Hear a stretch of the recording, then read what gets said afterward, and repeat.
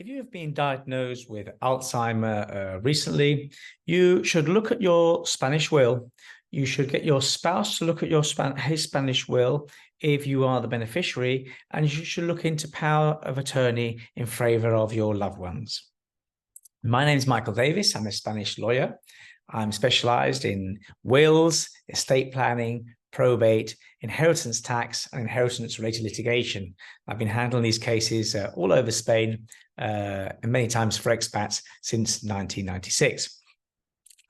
Okay, so what do I mean by all this? Well, if one has been diagnosed with Alzheimer or any other kind of dementia, but you're still okay, you still know what you're doing, you want to make sure that you're as in control as possible of what happens in the future with your assets, and you can make sure that it's that your loved ones, the ones that you choose, that end up making decisions for you.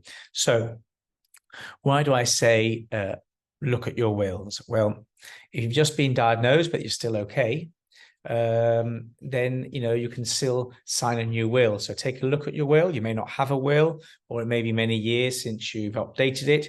Have a look at it, make sure it's okay.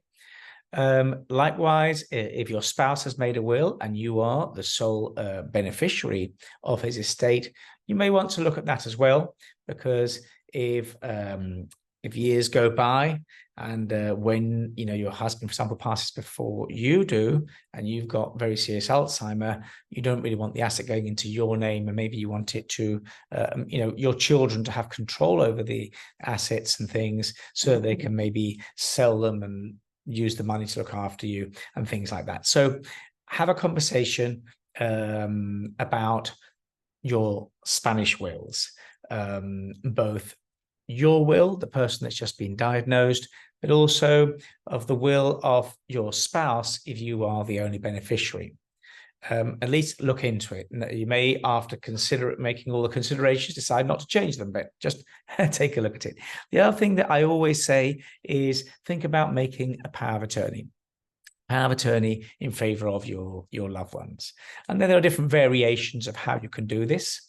Because if at the moment you're still okay, you've still got consent, you still know what you're doing, you can still issue a power of attorney in favor of your spouse or your spouse and children. There are different variations.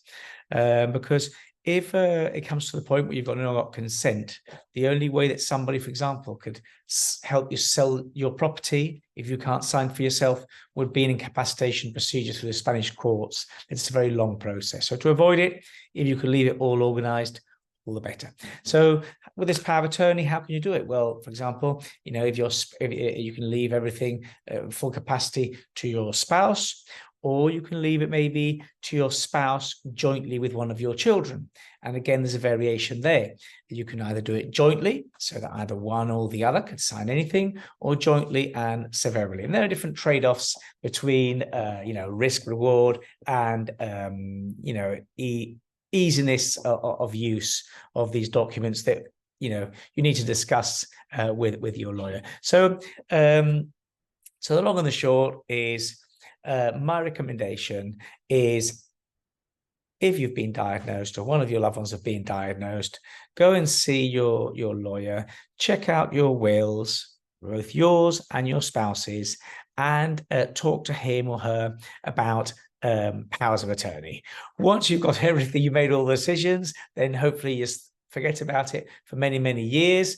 And, but with the documents, knowing that the documents are all in place.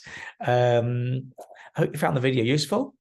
If you want to see more videos like this, hit the subscribe channel. It will help other clients find our videos. Thank you for watching.